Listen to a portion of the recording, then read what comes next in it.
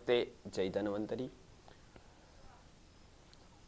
गर्भावस्था के पूर्व में जो अपत्यार्थी है, जो संतान इच्छुक दंपति है, उसको कैसा आहार करना चाहिए, क्योंकि देहो ही आहार संभवः। आयुर्वेद में बताया गया है कि न रागात नाप्य विज्ञानात आहारम अनुपयोजयेत। राग से या अविज्ञान से आहार की योजना नहीं करनी चाहिए, अपितु हित को देखकर फिर आहार का उपयोग करना चाहिए, क्योंकि देह आहार से ही देह का संभव है, देह की स्थिति संभव है। तो हमारे देह की स्थिति तो आहार से संभव है, लेकिन आने वाले जो संतति है आने वाली, उसका भी निर्माण आहार से होगा, आहार के रस से होगा। इसीलिए खास करके अन्न से होगा।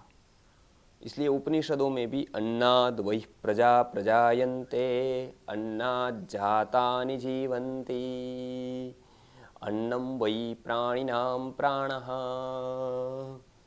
ये अन्न के बारे में बताया कि अन्नाद ये सब कुछ है, अन्न से ही उसकी उत्पत्ति है जीवों की।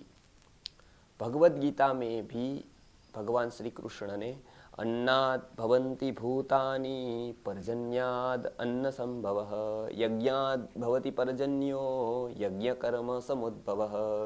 सा कह के अन्नाद भवन्ति भूतानि, अन्न से ही संभव है भूतों की उत्पत्ति। तो अभी जो गर्भाधान में उत्पत्ति होने वाली है, उसमें अन्न के बारे में, आहार के बारे में विशेष रूप से जानना चाहिए। क्या अन्न लेना, कौन सा अन्न नहीं लेना, और ज़्यादातर आज इसके बारे में चर्चा नहीं होती है।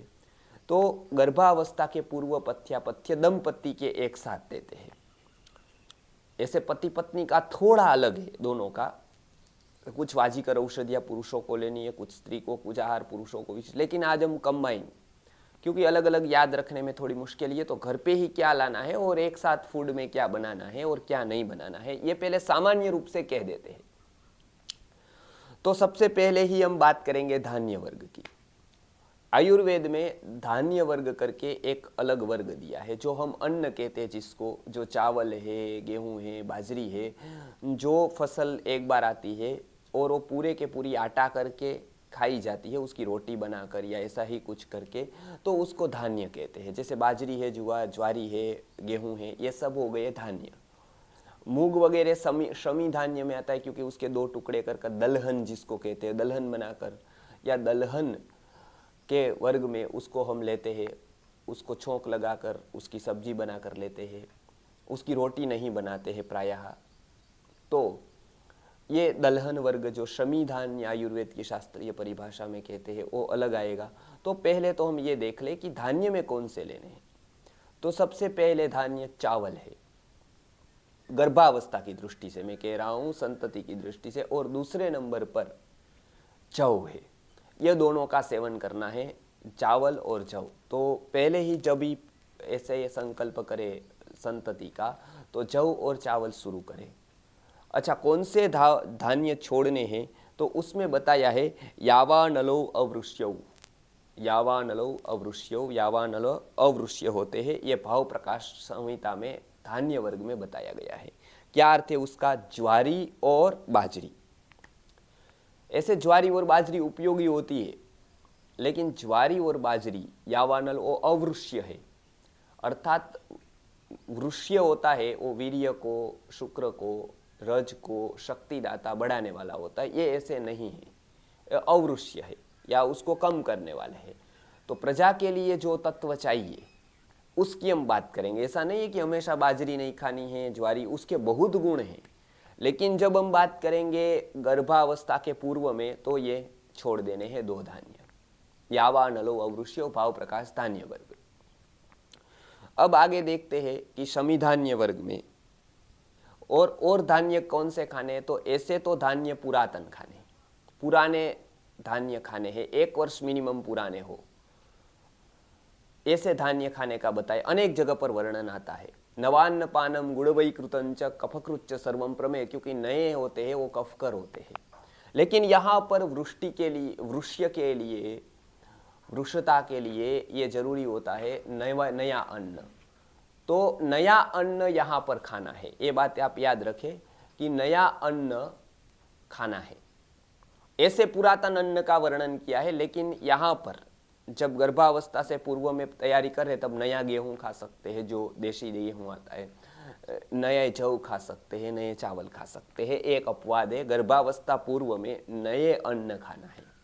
बाकी की अवस्थाओं में पूर्वान्न, मतलब जो जीर्ण अन्न, 1 साल पुराना अन्न खाना है या 2 साल पुराना, जैसे ही वो अलग अलग जगह पर बताया गया है।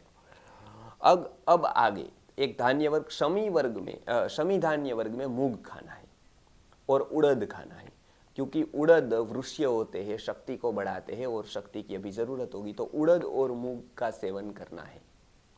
कुलत्थी नहीं खानी है, कुलत्थी को नहीं, क्योंकि वो कुछ बाधा करती है, तो ये बताया है कि ये नहीं खानी है कुलत्थी। अब आगे जाकर और क्या क्या खाना है क्या नहीं खाना है उसकी बात हम देखते हैं। तो खास करके क्षार को छोड़ देना है, जैसे पापड़ हो गए, अचार हो गया, ऐसे जिसमें नमक का प्रमाण आता हो, क्षार का प्रमाण ज्यादा हो। क्यों? क्योंकि चरक सूत्र में बताया गया है, सूत्र स्थान के यज पुरुष अध्याय में, क्षारः पुंस्त्वोपघाती नाम, पुरुषातन का जो हनन करता है उसमें क्षार प्रमुख औषधि है, और क्षार प्रमुख है, अर्थात पुरुषातन को नष्ट करता है, अर्थात वीर्य को नाश करता है। तो संतति के लिए जो सबसे ज्यादा जरूरी वीर्य और रज की होती है, और वो दोनों को नाश करता है क्षार। यहाँ दोनों के लिए मना बताई गई, स्त्रियों के लिए, पुरुषों के लिए, हम दोनों की बात कर रहे हैं, कॉमन फूड की बात कर रहे हैं, सामान्य आहार की बात अभी हम कर रहे हैं।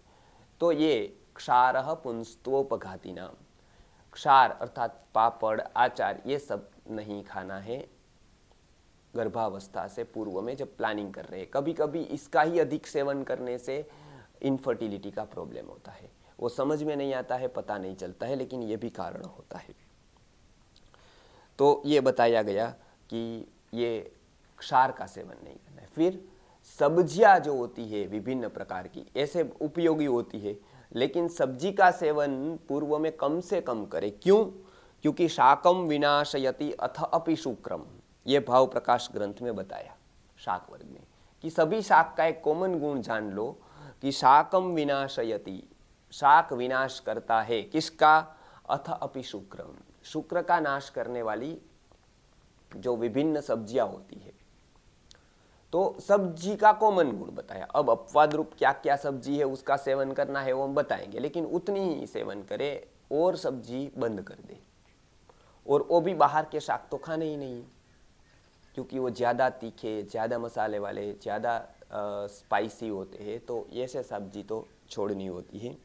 अब ये बताया कि क्या नहीं खाना है, क्या खाना है। तो उसमें धान्य वर्ग में मैंने बता दिया, चावल, गेहूं और जौ खा सकते हैं, 3 धान्य। शमी धान्य में 2 हो गए, मूंग और उड़द का सेवन ज़्यादा करें।